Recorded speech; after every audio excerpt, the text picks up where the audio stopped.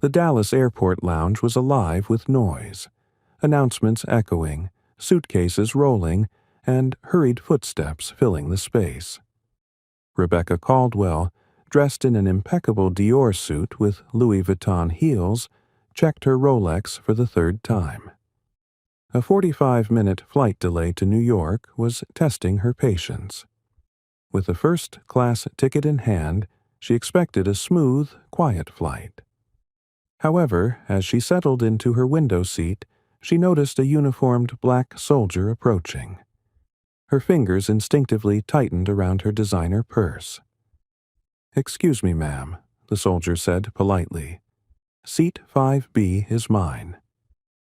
Rebecca barely masked her irritation. Another soldier, expecting special treatment. She had seen it too many times.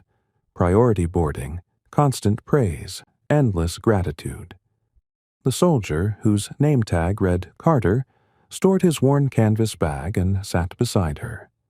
His movements were slow, as if avoiding pressure on one side. She smirked.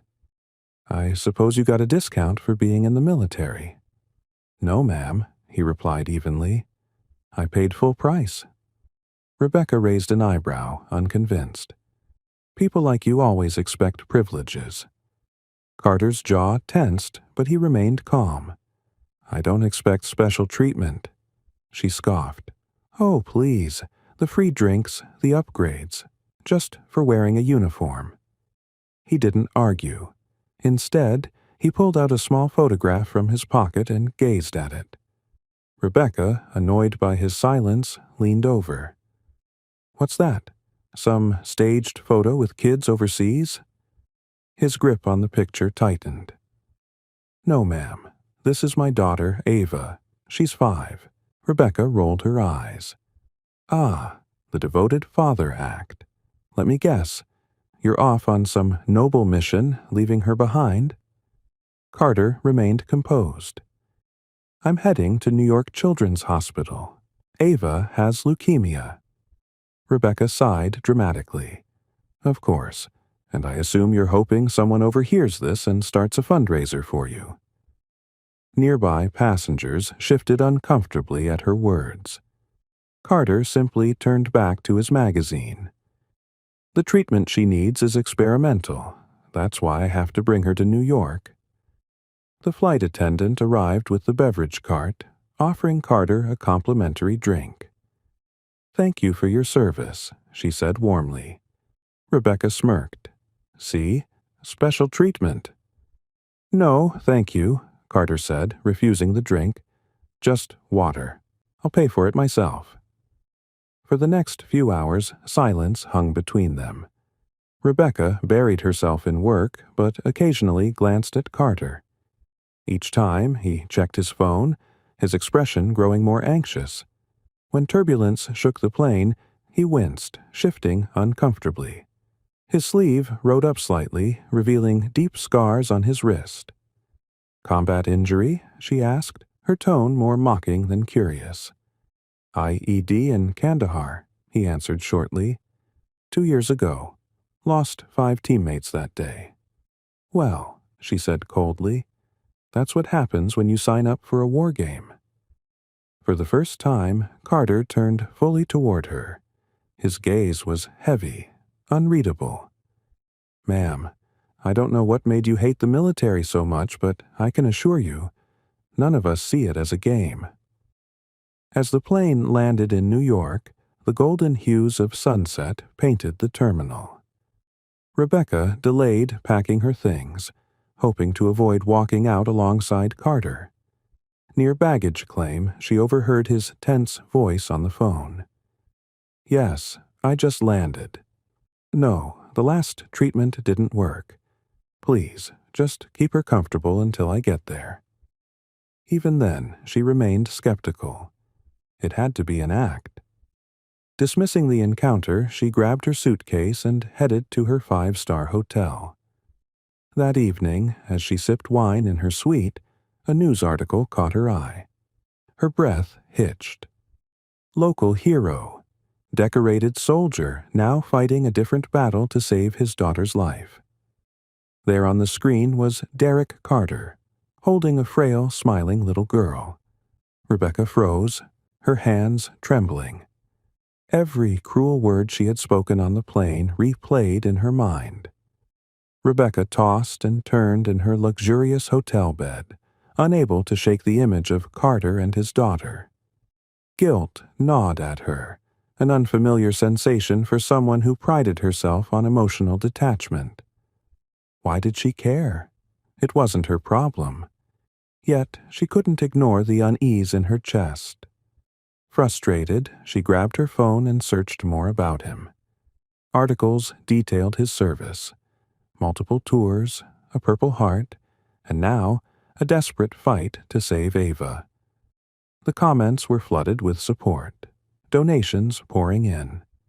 The stark contrast between his reality and her privileged cynicism unsettled her. The next morning, instead of heading straight to her corporate meeting, Rebecca found herself in a cab to New York Children's Hospital. She wasn't sure why she was going, but her curiosity, or conscience, pushed her forward. As she entered the hospital, the sterile smell and quiet whispers of worried families surrounded her. She hesitated before asking the receptionist about Carter. After a few minutes, she was directed to a small waiting area. Through the glass window, she saw him, slouched in a chair, exhaustion and worry etched into his face. Before she could turn away, he looked up. Their eyes met, and for the first time, she saw not just a soldier, but a father clinging to hope. Carter's surprise was evident as Rebecca hesitantly approached. "You followed me here?" She cleared her throat. "I read about your daughter." His expression hardened slightly. "Didn't take you for someone who'd care." Rebecca exhaled, swallowing her pride. "I don't know why I'm here. Maybe to understand." He studied her for a moment before nodding toward the hallway. Ava's inside. Hesitant but curious, she followed him. Inside the dimly lit hospital room, a small girl lay in bed, tubes attached to her tiny arms. Despite her frail state, she smiled up at Carter. "Daddy, you came." His entire demeanor softened as he took her hand. "Always, baby."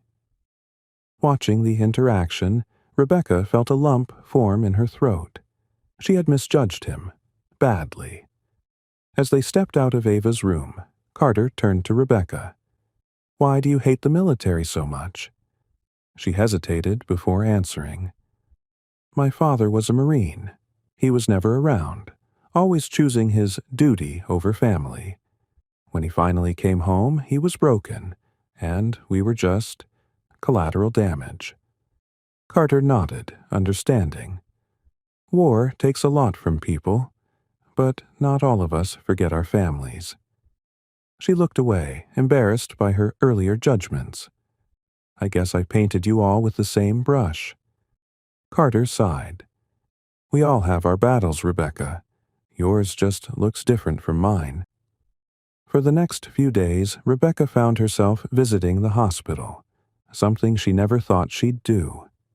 She even started talking to Ava, who quickly charmed her with her innocence and bravery. One evening, she overheard the doctors discussing Ava's condition. The treatment was expensive, and despite Carter's efforts, the funds were still short. Without thinking, Rebecca made a call. A few hours later, a large anonymous donation appeared in Ava's fundraiser. When Carter later received the news, he was speechless. He looked at Rebecca, who simply shrugged. "Call it an investment in proving me wrong." A week later, Rebecca stood outside the hospital, watching as Carter and Ava prepared to leave for another round of treatment. He turned to her. "I don't know how to thank you." She smiled, a genuine one this time. "Just take care of her." Ava hugged her unexpectedly. "You're nice, even if you don't think so." As they left, Rebecca felt something shift inside her. For the first time in years, she had done something that wasn't about business or status, and it felt right. Maybe people could change. Maybe redemption wasn't just for soldiers.